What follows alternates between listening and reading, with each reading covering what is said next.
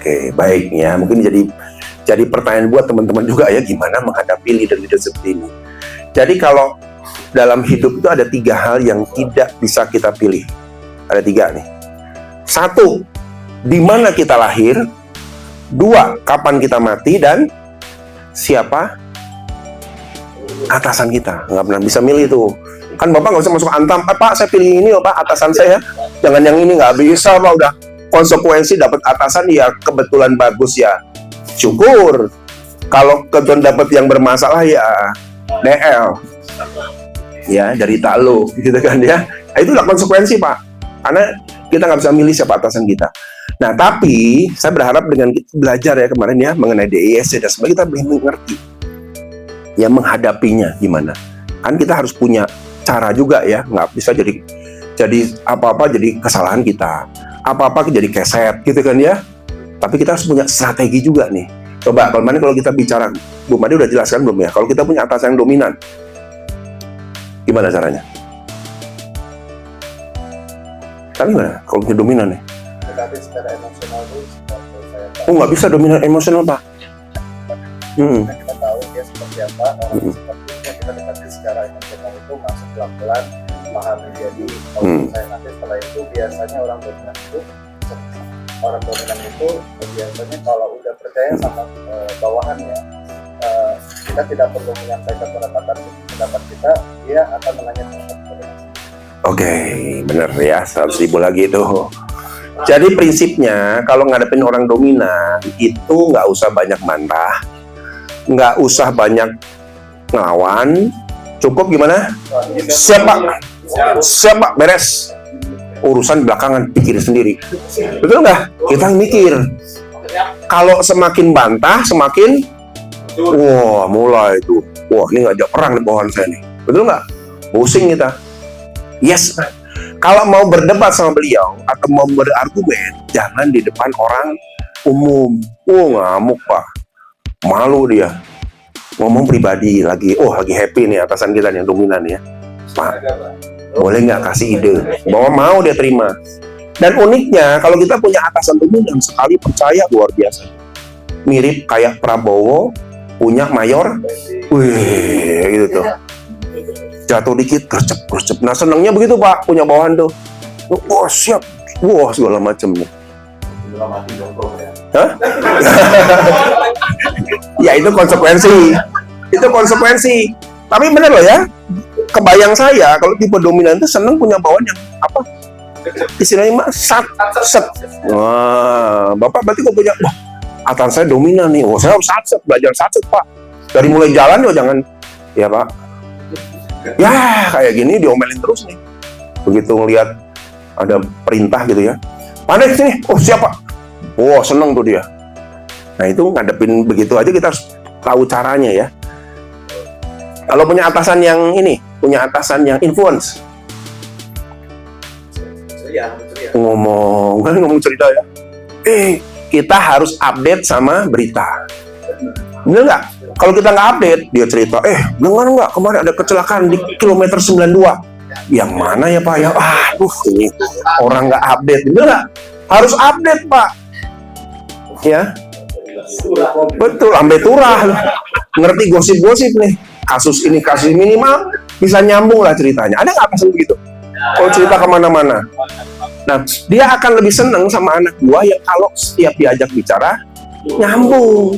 Kalau kita nggak nyambung, udah jangan sama ini aja deh. Akhirnya kita disisihkan. Itu seni juga loh Pak. Makanya nggak ada rumusan matematis dalam kita berhubungan berrelasi dengan atasan Pak. Semua itu seni. Kalau punya atasan yang steadiness, ayo. Ada kan atasan yang Pak minta disposisi Pak, keputusan gimana? Sebentar ya, saya pikirin dulu ya. Betul nggak? Besoknya tanya lagi, Pak, jadi gimana keputusannya Pak? Sebentar ya, saya nanti cek lagi ya. Betul nggak? Ada gitu kan? Ini gimana sih? Ini jadi keputusannya gimana nih? Ini pabrik mau kebakaran masih nanya. Bolak-balik. Nah, kalau kita punya atasan yang serius, beliau itu orang yang nggak percaya diri. Jadi jangan cuma nanya, Pak, bagaimana nih ya? Nggak bisa jawab dia. Kasihkan apa? Alternatif, Pak, saya punya 2 ide Pak ya. Ini atau ini. Kalau yang ini begini, resikonya kecil. Ini resikonya besar. Pilih yang mana Pak? Lebih cepat dia pilih. Yang ini deh. Udah beres. Kalau ditanya Pak, bagaimana ya mengatasi kebakaran? Sebentar saya cek dulu ya. Bagaimana? Ya memang begitu. Tipe steadiness begitu. Nggak bisa ngambil keputusan. Kita yang harus berani ngambil keputusan. Kalau kita punya leader yang steadiness dan kita belajar untuk mendrive beliau, coba karirnya pasti naik cepet tuh. Karena dia tergantung kita. Wah, gue mengandalkan banget ini orang nih. Nah, betul ya? Kan seni lagi itu ngadepin atasan begitu. Kalau punya atasan yang compliant, gimana atasan compliant? Data. Beli tas Pak, beli tas koper yang gede itu. Tas ransel tuh isinya data semua. Begitu, Pandas, sini. Siap Pak, bawa ranselnya. Ini gimana? Tenang Pak, ada. Ini gimana? Tenang Pak, ada. Ada semua. Oh, senang dia. Nah, itu seninya Pak. Kalau saya bilang, suka nggak suka, mungkin 50-60% hidup kita depend on tergantung apa? Atasan. Kalau kita nggak bisa berhubungan baik dengan atasan, ya jangan kaget, karir kita juga mentok.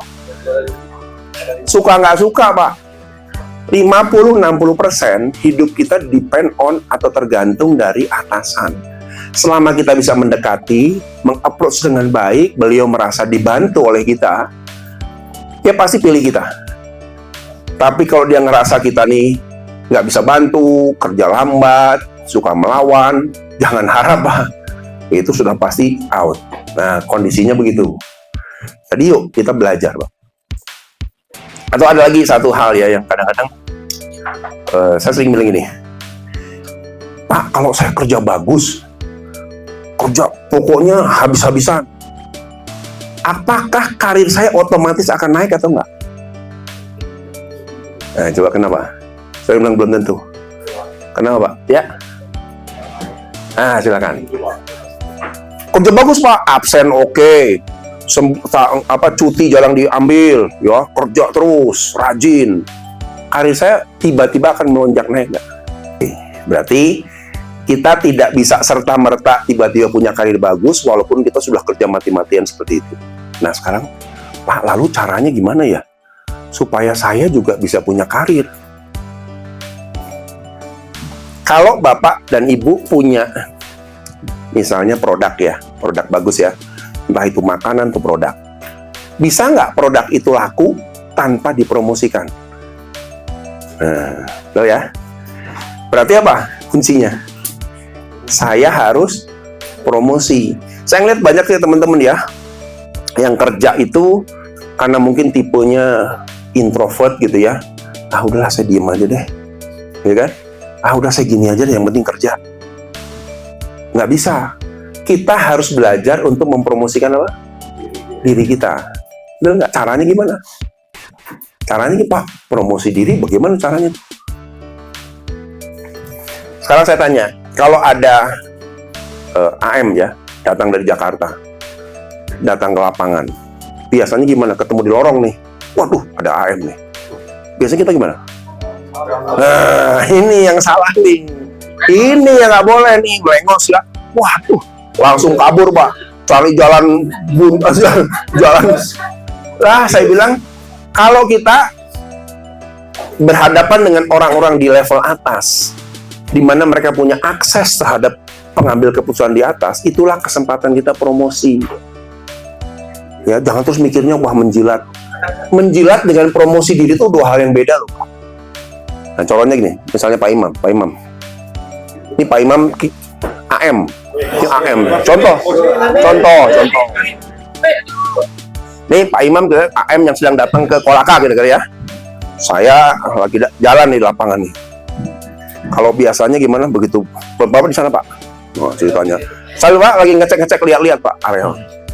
Biasanya begitu saya lihat, wah Pak M dari pusat nih. Terus kita gimana? Nah, terus kapan bisa kita promosikan diri? Harusnya gimana?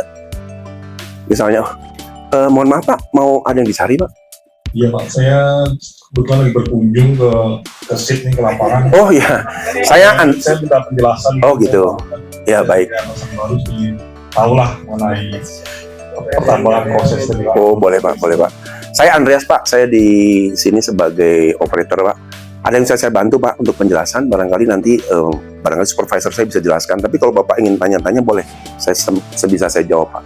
Oh gitu, jadi Bapak udah cukup strong ya mengenai. Ya strong sih enggak Pak, saya baru 5 tahun di sini Pak, kebetulan. Iya betul. Atau mau saya antar lu Pak ke supervisor saya? Oh, kebetulan saya juga lagi belum sarapan Pak, gimana? Oh boleh Pak, ayo Pak. Kita bareng-bareng Pak ke kantin Pak. Itu enggak? Ini kan basa-basi yang simpel ya. Ketemu orang dari pusat, dia belum makan, ya kita jamu, yuk Pak kita makan Pak. Kok duitnya gimana? Ya nanti minta supervisor gitu kan, dia pinter-pinter, Pak, bos ini ada AM nih, gak ada duit nih, minta makan gimana nih? Tapi minimal apa? Komunikasi Pak, berani ketemu.